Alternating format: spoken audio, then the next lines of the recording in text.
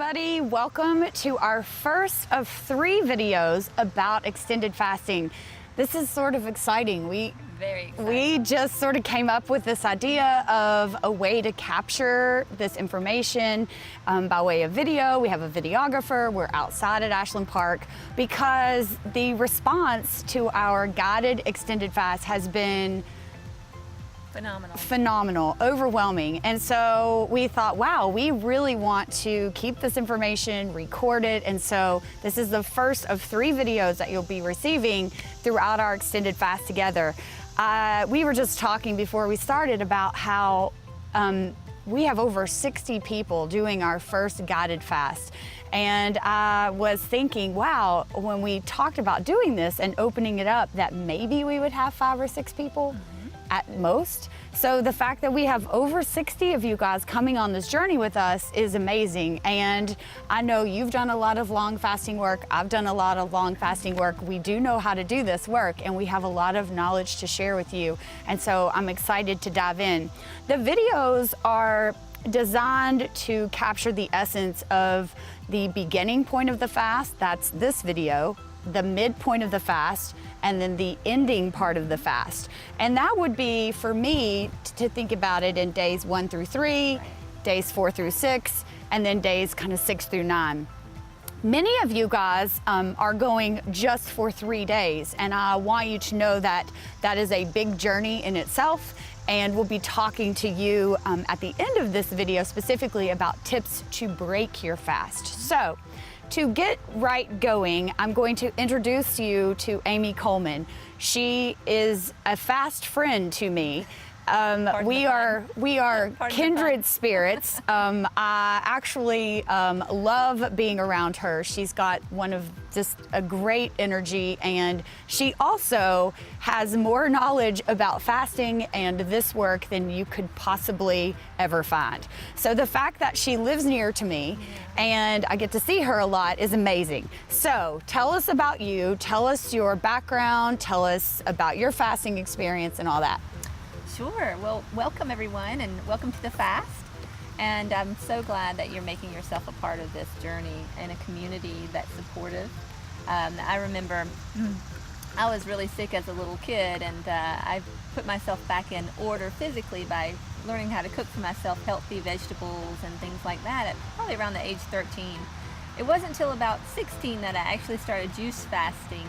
And it was in medical school, which was a little difficult because it was a lot of studying to do and hard to prepare meals between that. And there weren't any wonderful weekly juiceries like Kimmy runs at the time. So it was a little bit kind of in the closet, so to speak, with my juicing. So that's what's so important about bringing a community in. I went on to become a Air Force flight surgeon, went back and did a family medicine residency at University of Kentucky, went on and now am in a fellowship for integrative and functional medicine. I'm designing my clinic around how we can bring out the body's ability to heal itself.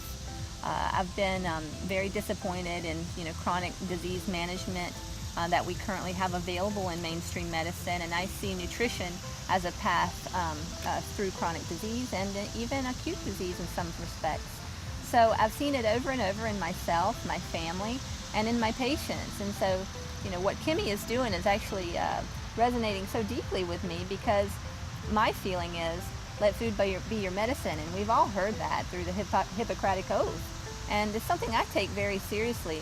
In this day and age, a lot of times food is bringing disease, and it's going to be that we employ food that brings us out of disease, just a different kind of food and not the American diet. So learning in a group setting like this how to eat, how your body feels when you're eating pure nutrition, is the beginning of the journey. And so we welcome you as friends here to this family, and I'm just so thankful that we've come so far that we're able to do this together as a group rather than trying to figure it out on our own, in our own kitchen. So welcome, and let us support you along the way, and here we go. Yeah, so this is my probably 5th or 6th long extended fast. And by long to me, And long in our community would be defined as longer than 1 day, because let's face it, folks, most of our lives center around food. It's social, it's grounding, it does all of these things for us. And so anytime we are going beyond 1 day, we're, in my mind, doing extended fasting. So we are going to go, Amy and I are going to go 9 full days, maybe longer. And I have many of you guys going 3 days, 6 days, some going the full 9 days with us. And so we'll be sort of talking to each segment. If you are gonna embark on 3 days, please watch the videos. Please stay active in our Facebook group, which I've been calling our living room, because that's a place for us to have conversation. It's a place for us to elevate this work. It's a place to hear your questions, your concerns. I promise you, somebody else has the exact same questions. So please join in there. I think that's a big part of it. I've done this work, like Amy, alone for a lot of years. And let me tell you, most days, on day 1, when I'm doing this by myself, I feel a lot of sort of dread in some senses. I will actually say, in previous summer fasts that I've done, I have this sense of, here we go. Like kicking up a new diet. Yeah, it's not uplifting. I have been so excited about doing this, of course with you, Amy, I have a lot of friends doing this, and so hello to all of my friends, and I'm thankful for you guys, of course, and then a lot of people that will be new friends, and so I'm so excited about it. Doing something together, it's just awesome. A community is uplifting, and we're gonna have a great time together. So I asked everybody, early on, well, first, go ahead and tell me about your fasting experience. I know you've done 17 days already this year. Right. So I just recently did a 17-day fast, and before then, I usually do about 2 to 3 fasts a year. Usually once in the fall and once in the spring. I kind of coordinate it with my spring cleaning kind of concept on that. Most of the time, I will do beyond a week. But when I first started fasting, I did start with just a 3-day cleanse. It was enough for me to gain confidence in myself and that I could do it. And it was my body getting used to the fact that I was going to clear out everything. So just because you're doing a 9-day fast or a 3-day fast or a 1-day fast, there's no judgment in any of it. We're all on different places on the same path. Right. And so just like people that run a 3K, a 5K, a 10K, it's just all based on where you are in your training, so to speak. Right. So we support everybody. So I've been juice cleansing, like I said, since I've been in medical school, and I actually used it for my patients in the Air Force. I had a lot of patients that were not able to be on certain medications because of Air Force limitations. So I would make them their juices and take it to them in their squadron. And we saved quite a few pilots that were getting ready to be disqualified because of medical conditions that needed to be controlled, and the nutrition was exactly what they needed. So it works. Yeah, it does. It works. So I've got a history of doing my own fasts and helping other people with fasts. Back in the day, we did the centrifuge juicing. Yeah, me too. And me too. I don't even think at that time I had access to as many organic vegetables. So we are really high cotton here. We are, we're drinking. It comes to us in a bottle. It's coming to us in a bottle. It's organic. Yeah. I mean, this is really living the life. If you've never made your own juice before, it's doable. I mean, it's really doable. I have a juice machine at home. And actually, it's why I started this whole business to begin with. Elizabeth and I were, I just live right over there, so that's why I'm pointing that way. Elizabeth and I were making our juice, for each other. And when she would bring the juice to me already done, I'd be like, oh, this is the life, because it just takes a long time and it's messy. Dishes. Yeah. So one of the things that I do starting out a fast, this is day 1 for me, day 1 for you. A few people have already started, so I think we've got a few people maybe already on day 3 or 4. But generally speaking, this is the beginning. In the beginning of anything, I think it's important, especially when you're doing something challenging, which, folks, this is challenging work. It's not easy. It's not designed to be easy. It's a challenge. And whenever I'm personally beginning a challenge, I like to really think about, why am I doing this? What is my intention? What is my purpose? So if I do a mantra, again, you can just look back to it and say, okay, why am I doing this again? You know, in days 4 or 5, you know, why am I doing this? And so this year for me, I'm basically doing this, you know, reclamation of oneself is really the first point of revolt. And so I read that quote somewhere, and I'm basically saying I'm going to reclaim myself and the things that serve my highest good, and I'm going to use it as a time to release those things that do not serve me. And that is why I personally am doing this long fast in the summer of 2018. Have you given some thought to why you're doing Yes. this? Did I just force you to do it? No, I love being forced to give my mantra. Everybody has a very personal mantra, and mantras evolve over time. A mantra could just be, I really want to get away from everything artificial in my life, you know, starting with foods.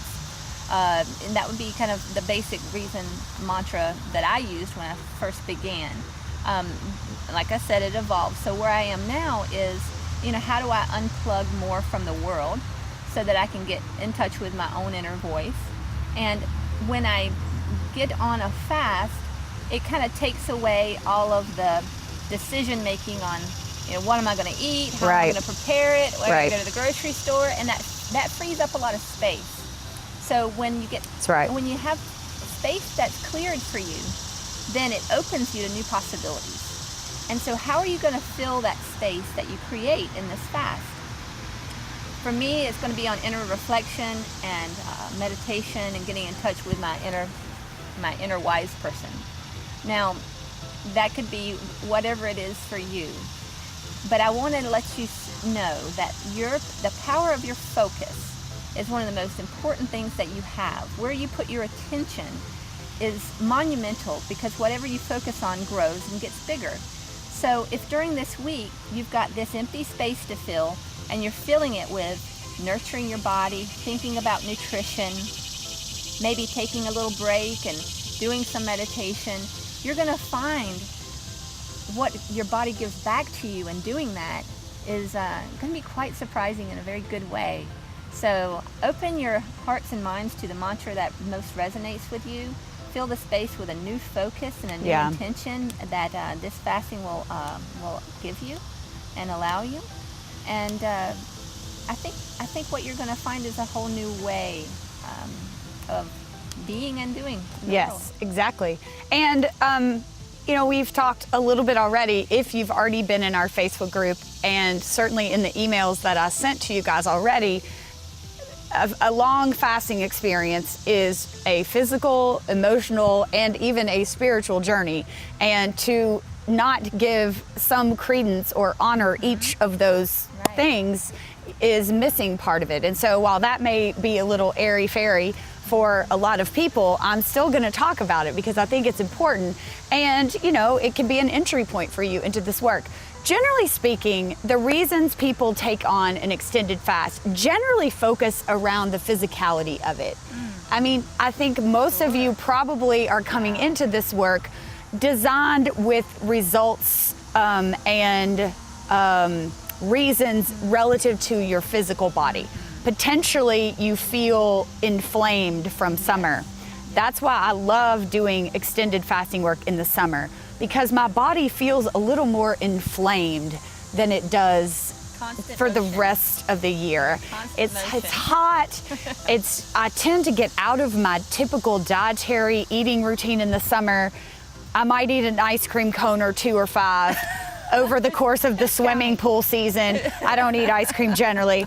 It seems like there's more opportunities for socialization and drinking, and it just seems like while I don't necessarily overeat in summer, it just feels like I'm not as healthy. So I love an extended fast to reset. It's almost like resetting to your factory settings. So if that's been your experience, that's a great reason to do this, and something that I think a 3-day at any extended fast will remedy super quick.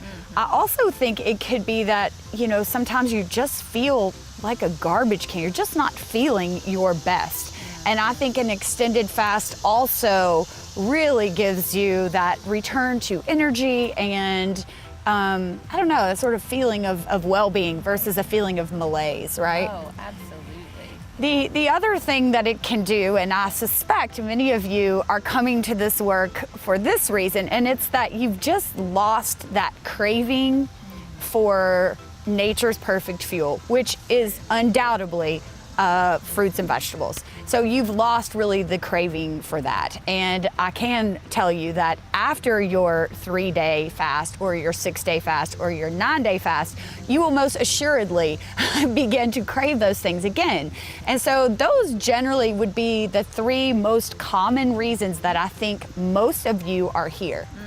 Am I missing any? I agree. I feel like there are a lot of places in the United States, not a lot, but a good handful, that people pay thousands of dollars, I mean thousands, to go and to be in a nature setting like this and to have their meals cooked for them. And Hippocrates Clinic, Omega Clinic, there's some clinics that people go, Esalen, to go and basically recover from all the woes of the cravings and their chronic medical issues that are caused by wrong food choices over time. And so what you're looking at here, physically, mentally, emotionally, is like your own retreat. Because basically what you said in not in beautiful language is there's a reset button that needs to happen and you feel it. And instead of having to shell out millions of dollars or hundreds of thousands or tens of thousands of dollars to have someone do it for you, you're choosing this empowered mode of doing it yourself in the environment that you prefer. And this is something that's happening all over. People that are even doing alcohol and drug withdrawal programs are now doing it via telemedicine. Right. Which is much more friendly and helpful to the person in their setting where they have their own, support system around them. So nutrition is no different. You don't really have to pay to go to these places to do this in this extended way. You can do it right where you are. And, Kimmy mentioned the physical part of it. The physical part of it of making sure you get all of your nutrition in your body fully absorbed. And, I'd like to speak to that physical component because we're just not getting good nutrition. Our bodies are hungry over and over, craving food over and over, and still not satisfied. Now, if we look below the surface of that, we do have to see that a lot of the foods that we eat create kind of an acidic environment, all the sugars and fats we eat together in the fast food Americanized world. And that also prevents the body from being able to absorb all the amount of nutrients and minerals it needs. So many times the body is asking for more nutrition, not more food, and we're confusing the signal. Right. So when Kimmy talks about resetting your alignment with what cravings really are supposed to be, people don't realize that what they crave sometimes isn't what their body's really saying. We get the message mixed. The body's truly saying, give me more minerals and give me more vitamins, and you're saying, oh, I'm hungry. Well, what have I been eating? I'll just keep eating what I've been eating. You want more of it, evidently. That's where the communication is getting mixed. When you do a juice fast, you're getting plugged into what it feels like to have pure nutrition being absorbed by your body and how the body is going to actually reclaim that for its own processes. Right. And that's a feeling that not many people actually allow themselves to experience. I think that's really true. And I love your language about the mixed signal because I think all of us watching could probably say, yes, often I eat something, I'm not really sure why I ate it.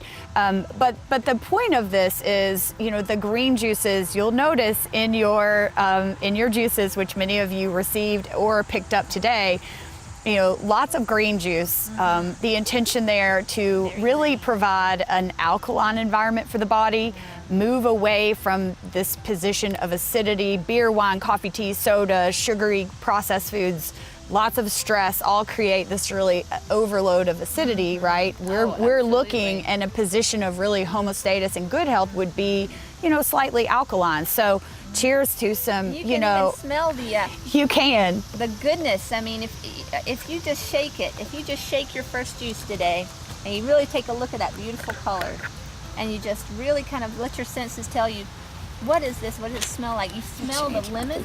You smell the ginger? Yes. You smell the saladness of it? And your mouth really starts to water. I mean, I am really, like, I have not had. Hopefully everybody's mouth is watering. And I'm going to start off my fast, like, right now with a toast. And Kimmy's got hers. Yes. And she's got a little sample already. She just taste tested it for us. But I'd like to propose with this toast, and I'll put the cover on the top. Oh, yeah. I'd like to propose with this toast that we learn more about ourselves than we ever knew, that our body is able to get the nutrition and nurturing that it's been needing and calling for so long, and give yourself the humble attitude of learning during this time, and of dedicating this juice to what you'd like for it to do for your body. Reclaiming your own mantra, reclaiming your own space and time to do something for you, which not many people are doing. And use it as a way to kick off empowerment in your life, and pure fuel nutrition for your mind, body, and spirit. Cheers. Cheers. So we've talked about already maybe the reasons you came into this fast. We've talked about that really fasting of any duration over one day, in my opinion, I'm sure that could be subject to debate, does offer and afford us a lens both to improve our physical body, our emotional body, our spiritual body. And we'll talk more about that, the latter two, in the later videos. I would offer that the first 1 to 3 days of any fasting experience is undoubtedly the most difficult. And I don't think you could find someone to dispute that point. I'm not suggesting to you that in days 5, 6, 8, there won't be periods of struggle. That's not true. But the first 3 days, your body is going through an adjustment period. It is changing. I mean, digestion is a huge part of an energy pull for the body, an energy drain for the body. You are changing over really the way that you are grounded with food. You're gonna have a lot more space and time to do other things. So there's just a lot of changing happening in the first 1 to 3 days. So chances are you may not feel amazing during this time. And that's not a reason to quit. And it's not a reason necessarily to develop a dislike for this work. There is some discomfort in any challenge, and my hope for you and my aim is that you can see through that and keep going. If any of you decide that you want to continue and do a continuation, you know, we can obviously help you do that. And I would say that once you make it through to the other side, days 4, 5, etc., the body is transitioned. Oh, wow, yes. I mean, what I notice is when I very first started fasting, my body was having to get rid of a lot of toxins that it was basically storing, because your body does store toxins over time in adipose or fat tissue. Right. And when you give it a chance to get rid of those toxins by being in an environment where there's so much rest and regeneration going on, you will notice that sometimes you'll feel more fatigue. Yes. You might actually you might have a little sweat at night. Yes. You might get a headache, especially if you've been on a lot of caffeine for too long. So what's happening is your body's literally purging some of the toxins that you have been ingesting over time. And you might even notice, when you sweat, that it has maybe an odor to it, something like that, because these are toxins that are being eliminated. So the body knows how to get rid of toxins. It really just needs the space and time. So when you create this space and time for it, you're going to be kind of amazed at what the body's going to be doing for you. Yes. And over about day 1 to 3, if you get a little tired, a little headache, give in to that. Allow yourself to rest, because your body is really repairing and rejuvenating and using a lot of metabolism and a lot of energy reserves to get you in better order than you've ever been. So respect that and honor that.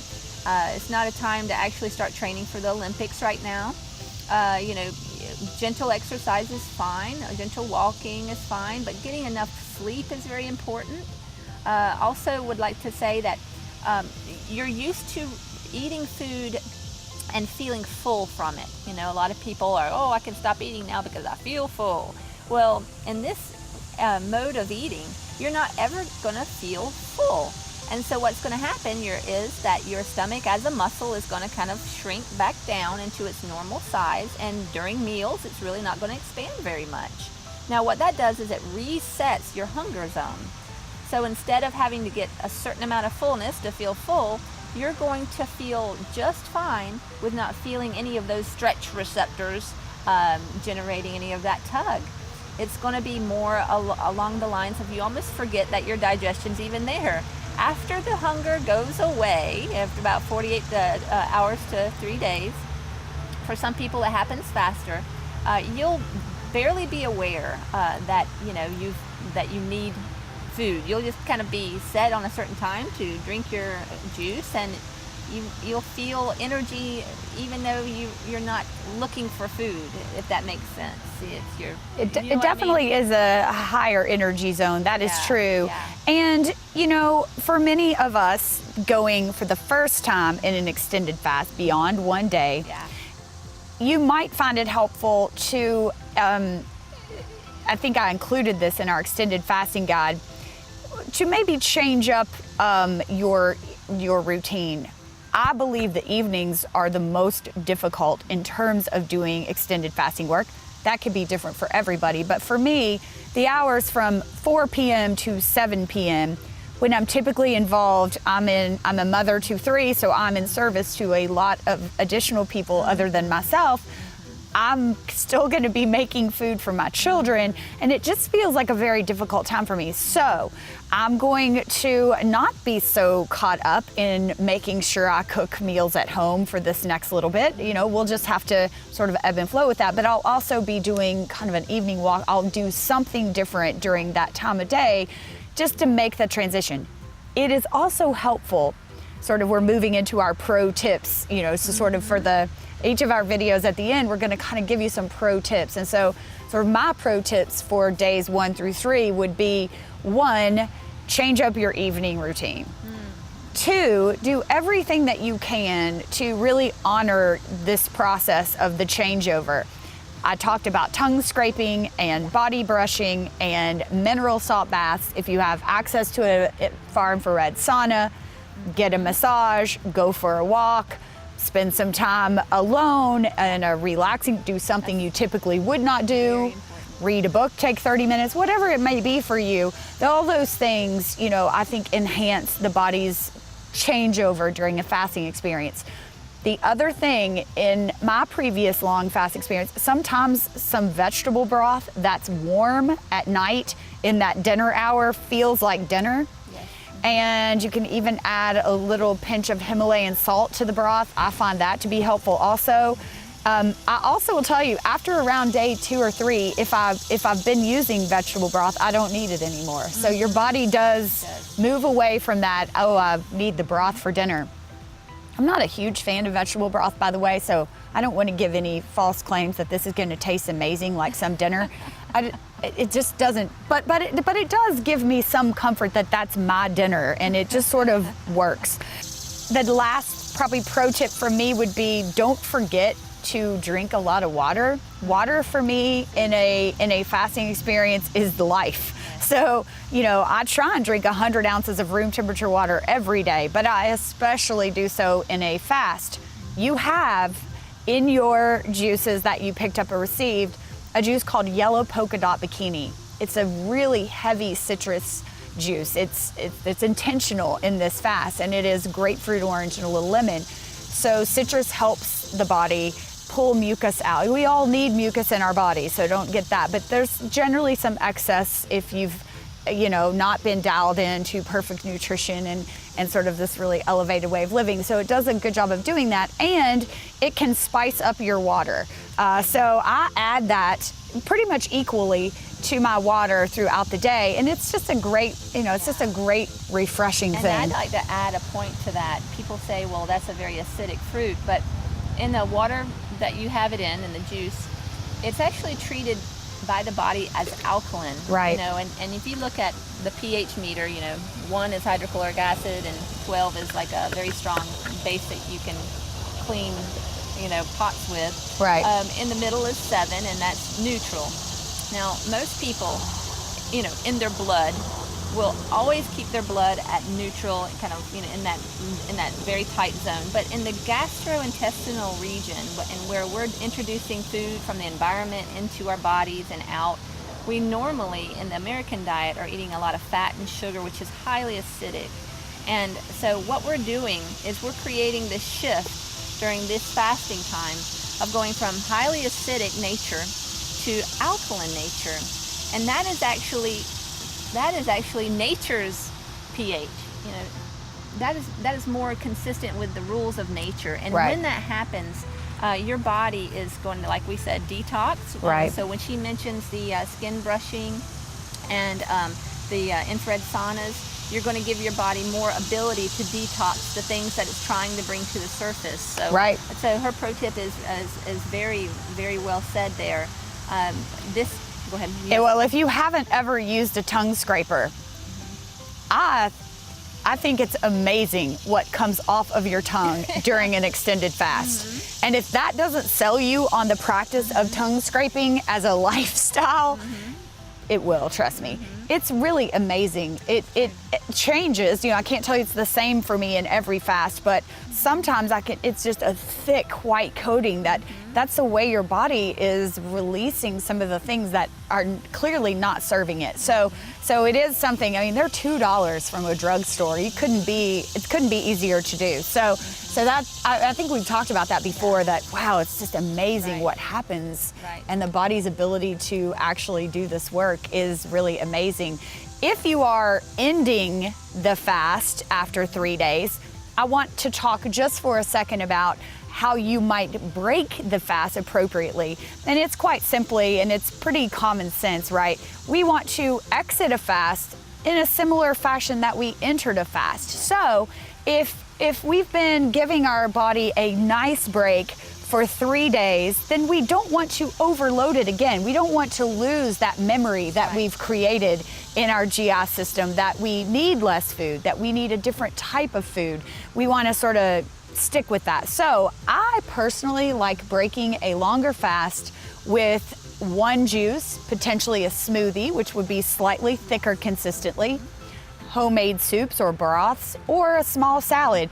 Generally speaking, less is more. Then you can slowly, as the days go by, add back in animal fleshes if that's a choice you want to make. Add back in all the other things that may be part of your sort of dietary, selection ongoing. But we wouldn't want to add those things back in right off the bat. So give your body time to sort of adjust to eating, and it is, again, super simple to do. It's common sense. Because you have to realize that your whole gastric system and intestinal fortitude has been resting. And right. When it's resting, it's been giving all of that energy to rejuvenating yourself, repairing things that needed to be repaired, just innovating you in a new way, because it didn't have that energy to do it right. before, because the digestion was taking on so many of was giving you so many metabolic challenges. It takes a lot of energy to eat and digest the American diet. Yes, it does. So when this rest has happened, it's like waking up from a very deep slumber, and that's your body, just yawning and stretching as it's coming off the fast. So again, be kind, be very kind. It's not going to be about how quickly you can get off the fast and back on your normal diet. Kimmy is absolutely right. If you do that, you're bound to have some GI discomfort, diarrhea, feeling pretty poor. So her situation and what she's trying to explain with this is very true. And I just want to say, as another pro tip, be gentle with yourself. Come off the fast. And when I'm coming off of a fast, I typically go from juices to like homemade almond milks. Right. I soak almonds in water for 24 to 48 hours until they sprout. Just a little tip you'll see coming off the end. And then I'll drain the juice and put them in a blender with 3 cups of spring water, and I'll blend it, and then I'll strain that. And so, I'll kind of go into a little thicker consistency juices, and then I'll switch over to smoothies for a couple days or a day and a half, and then I'll start to introduce some something with a little bit of texture to it, like you said, some chunky soups and things. So again, we do it the same way for a reason. Right. And we wouldn't be telling you this unless it was true. That's true. That's exactly right. So this is concluding our first video designed at really giving you the ins and outs, the whys, the how-tos, all of the things about the first phase of an extended fast, which are days 1 through 3. I'm honored to be on this journey with you. For the first time ever, I am excited about starting today an extended fast, and that's because I have so many of you guys doing it with me, and it's an exciting time and truly a movement that there are so many of us interested in doing this work. That means that fasting, which has been around for ages, is really becoming in the forefront of our awareness, and that's a great thing. So best of luck to you in these days 1 through 3. We'll be active in our Facebook living room. It is a closed group just for the people doing this work, so join in there. If you've got questions, you know where to find us. Thank you, and